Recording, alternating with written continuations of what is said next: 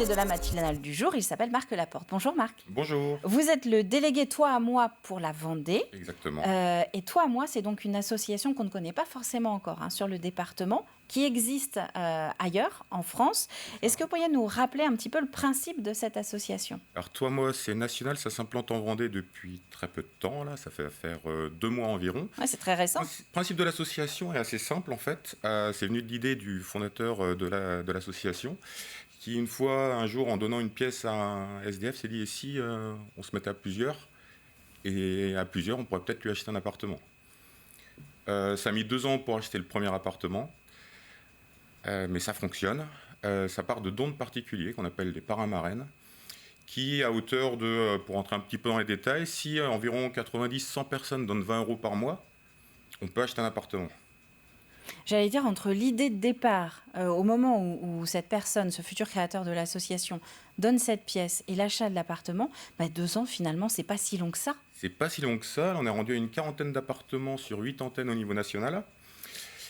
Et le siège est à Rezé. La Vendée, on est voisins quand même. Ah oui, c'est une association qui est pas loin de chez nous. Et puis il y a quand même pas mal de choses qui correspondent à l'association ici pour développer, parce qu'il y a le logement, il y a aussi de l'accompagnement fait par des professionnels. Et le but, c'est aussi de tisser des liens pour les personnes les plus exclues avec des bénévoles. Il y a quand même un esprit de solidarité en Vendée qui est assez conséquent. Je suis vendéen de... Voilà.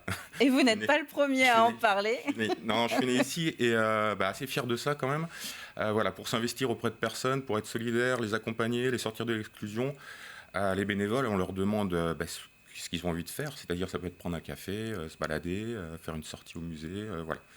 Alors, on va revenir sur le financement quand même de ces appartements. Ça repose sur la générosité des parrains marraines, donc des particuliers ou peut-être aussi des entreprises si elles veulent se lancer dans l'aventure. Alors, les entreprises, elles ne financent pas les appartements. Les appartements sont financés uniquement par des parrains marraines. Pour revenir sur le financement des appartements, une personne qui va donner 20 € par mois pendant 5 ans va financer un appartement.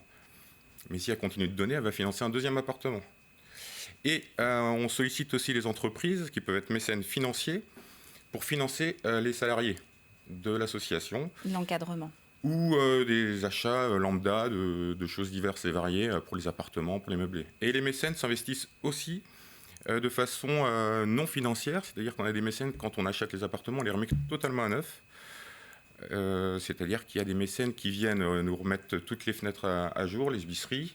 Il y a une entreprise vendéenne qui nous refait tout ce qui est électricité, la remise aux normes.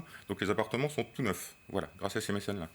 Alors, la bascule, l'arrivée en Vendée, c'est vous qui vous en êtes fait justement le relais. Vous en avez entendu parler du côté de Rezé et vous vous êtes dit, voilà, il faut qu'on ait la même chose dans le département ?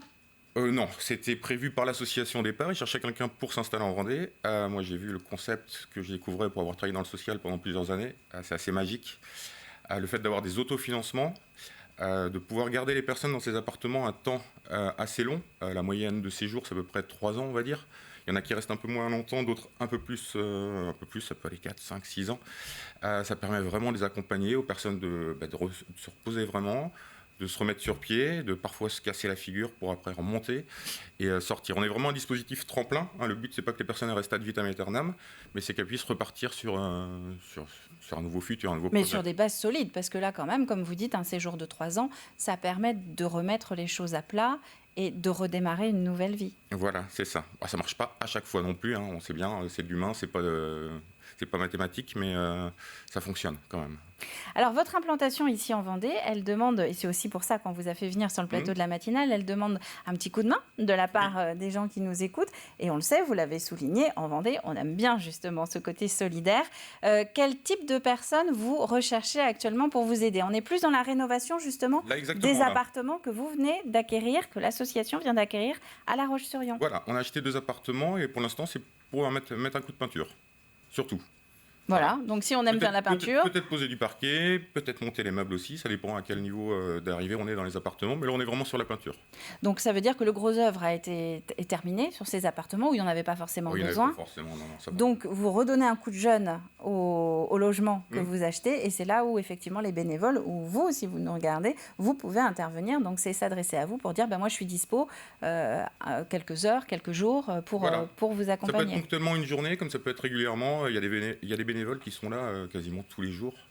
sur d'autres antennes qui sont vraiment au plus proche des personnes accompagnées et d'autres personnes qui viennent juste faire une séance de massage une fois à l'année ou juste passer un coup de peinture parce qu'ils sont disponibles que pour un coup de peinture. Donc, il ne faut pas forcément être bon bricoleur non plus. Non. Il faut juste avoir la volonté de venir vous voir. Voilà, exactement. Et l'envie d'aider.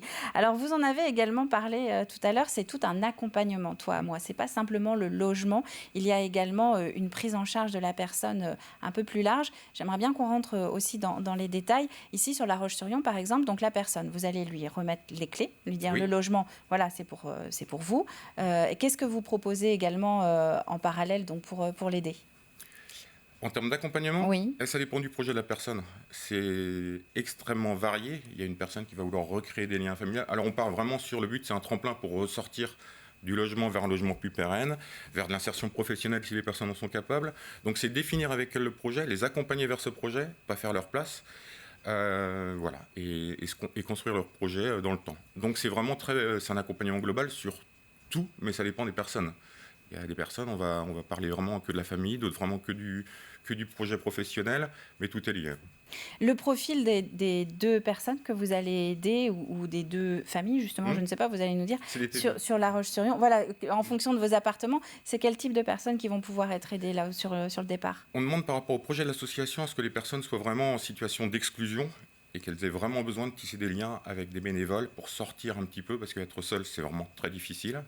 Qu'elles aient vraiment besoin d'un logement, ces personnes aussi, qu'elles n'aient pas d'autres solutions donc, et qu'elles soient dans une démarche de projet et qu'elles adhèrent à l'accompagnement social.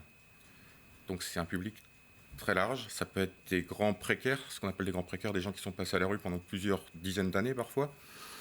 Ça peut être une famille qui a eu une femme ou un homme qui a eu un accident de vie, une perte de travail, une perte de logement, une séparation. Voilà, ça peut être des plus jeunes, des moins jeunes, les profils sont variés. Alors Marc, pour terminer, on va quand même bien donner les coordonnées justement de l'association, si on en a besoin, si vous êtes intéressé. Donc pour aller aider, l'association, elle s'appelle Toi à moi, c'est ça. Oui. Et donc comment fait-on pour vous joindre ? Les réseaux sociaux peut-être ? Les réseaux sociaux, Toi à moi pour faire un don, qui est quand même la principale. Le nerf de la guerre. Le nerf de la guerre, forcément. Et pour me contacter, moi directement sur marc.laporte@toiamoi.net. TOIT-AMOI. Et voilà, avec ce jeu de mots, donc il faut bien rappeler à l'oral, c'est Toi à moi, TOIT à moi. Marc Laporte, merci beaucoup d'être venu nous présenter cette association.